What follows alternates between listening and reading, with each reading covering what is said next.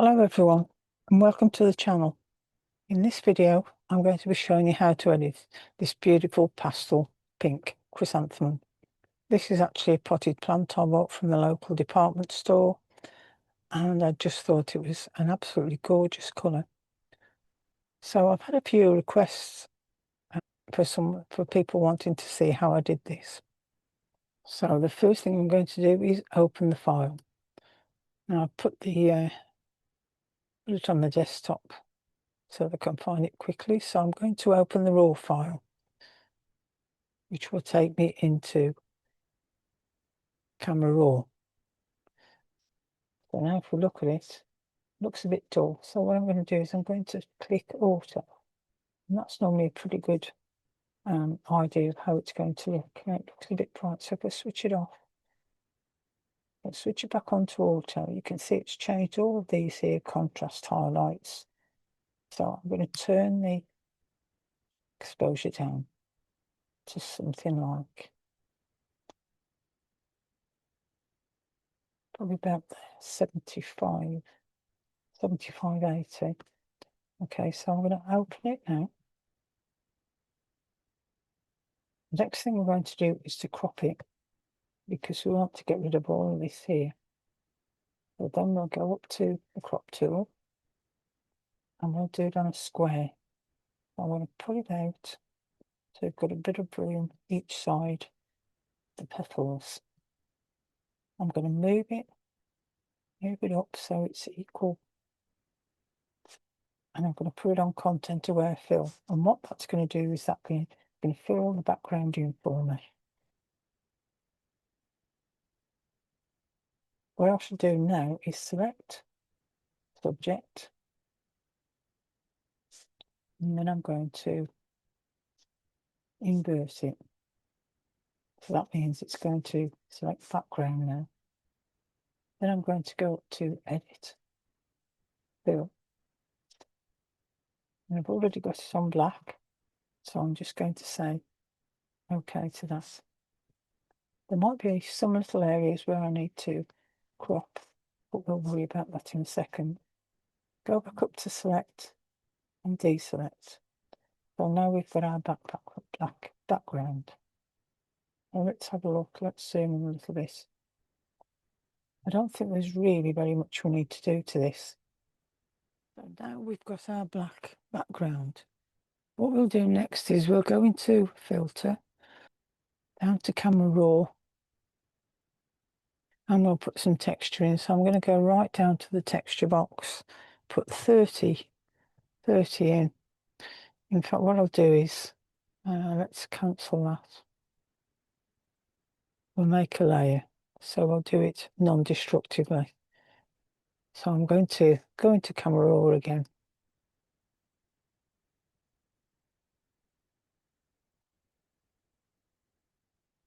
I'll type in 30 to give it a bit more texture.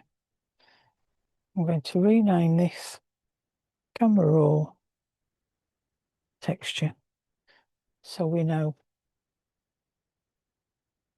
what alterations we've done and it's non-destructive, so you can always turn these layers off or switch them back on. Okay, so the next thing I think I'm going to do is I'm going to make another layer and we'll go up to filter and down to my favorite filter, which is oil paint. I'm accepting the 5 and the 5. I'm not changing any of these because I quite like the subtle one of doing it at 5. You can adjust the lighting, but it might not make much difference, so we won't select that. So 5 and 5, scale 0.1, bristle default 0.0, so say okay to that.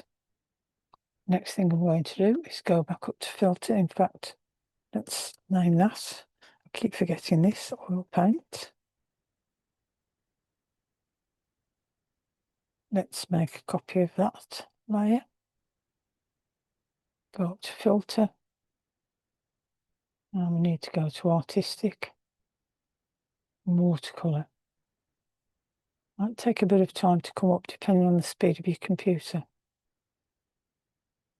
Now you can zoom out if you want to. Let's do 50%. Now what I've done is I've accepted all these defaults as well. So the brush detail is 9, but you can mess around with the brush detail depending on the speed of your computer. Depends on how quick it does it. Shadow intensity, texture. I've left these as they are because I want it to be quite subtle. So I'll say okay to that. Let's just rename that watercolour. Now what I'm thinking is I might lighten some of these petals a little bit. So I'm going to make another layer. And I'm going to try a bit of dodging. So come over to here, go to dodge tool. And you don't need to do too much of this. I've got it on 25% by the way, and I've got it on shadows. So you just need to dab on your mouse a little bit. And you can always make your brush smaller, so you're only affecting small parts.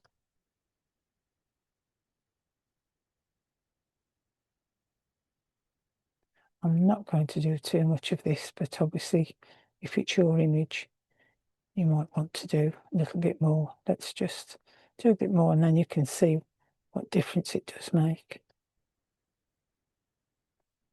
And I think I'm going to get rid of some of the darker petals. So let's turn it off. You can definitely see the difference, look. I think I'm going to get rid of this one. So if I zoom in, I'm going to take the clone tool and take some of the background. So sample the background. So press down your key, your Alt key. And just be careful where your cross is. Make sure you keep an eye on that. Let's make it a bit bigger, the brush. And as you're going in, if you're not careful, you'll pick up some of the petals. So just keep sampling.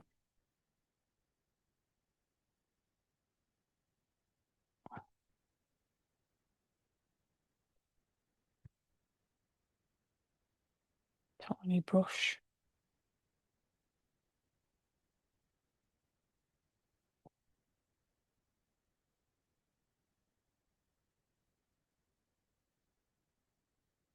Right, let's have a look and see. And probably what I'll do is I'll go back in the history. What was that watercolour? Oh yeah, that was the cloning, wasn't it? No, that was the dodging. Okay, so call that dodge. Let's make yet another layer. And I'll try that. I'll try that again. Because obviously, if I make them new layers, it's not as destructive. You can always switch it on and off.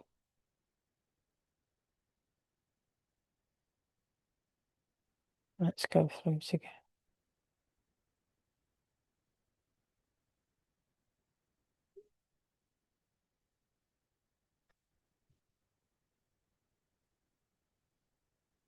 Just watch where you're sampling from, because otherwise you might pick up some of the petals. So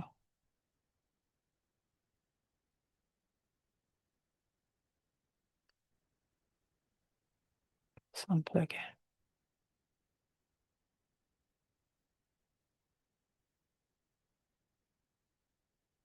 Now I'm doing this quickly, so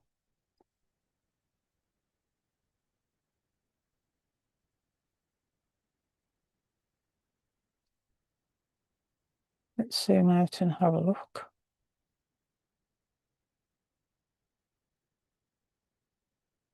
I might just take that one out over there. Let's zoom in again. Get the clone tool. Sample from an area.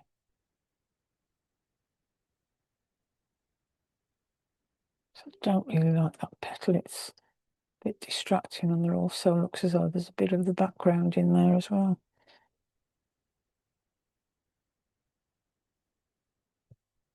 Make your brush bigger and get rid of everything else.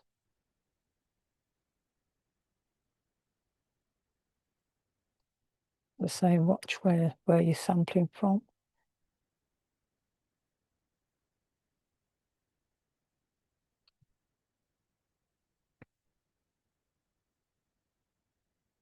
Zoom out again. And that doesn't look too bad. I might have got rid of that one, so maybe we'll have a go at that as well.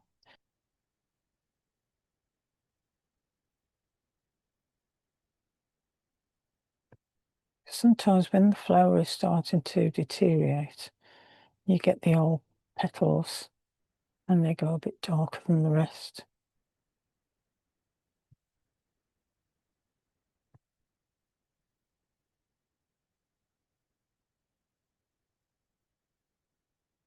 But that's really the finished image. If you want to, you can put your stroke around the edge. Better rename that cloning. If you want to put a stroke around it, you can save this as it is now. So if we turned all these layers off, turn the dodge off, turn the watercolour off. See how the watercolour brightens the image as well. Turn the oil paint off. Turn the texture off. And you're left with what we started with. Big improvement, I think, but quite subtle. It's not overdone. This is the danger with filters. You've got to be careful you don't overdo them.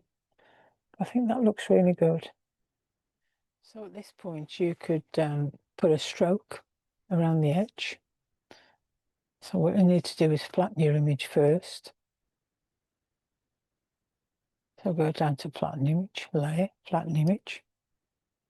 You will need to unlock the layer. And what I like to do is I like to normally put a stroke around that matches the image. So if you take the eyedropper and just find a colour. Well, let's go up to edit, stroke.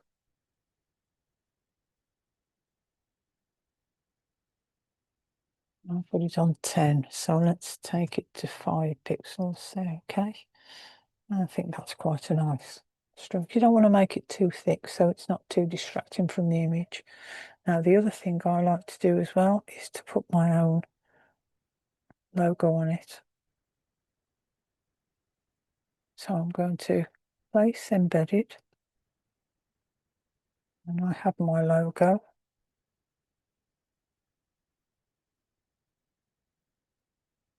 My signature. So we've placed embedded. Use the transform to make it smaller. Bring it down and say okay to that. Now the other little thing I like to do is to go into colour overlay. Use the same colour as we've got here. So click the colour in your colours down here, and it'll automatically choose that colour look. Say okay, and say okay again, and you can see the colours changed to the stroke that I put around the edge. And that's it. Hope you enjoyed it, and I hope I see you in the next video. Thank you very much for watching.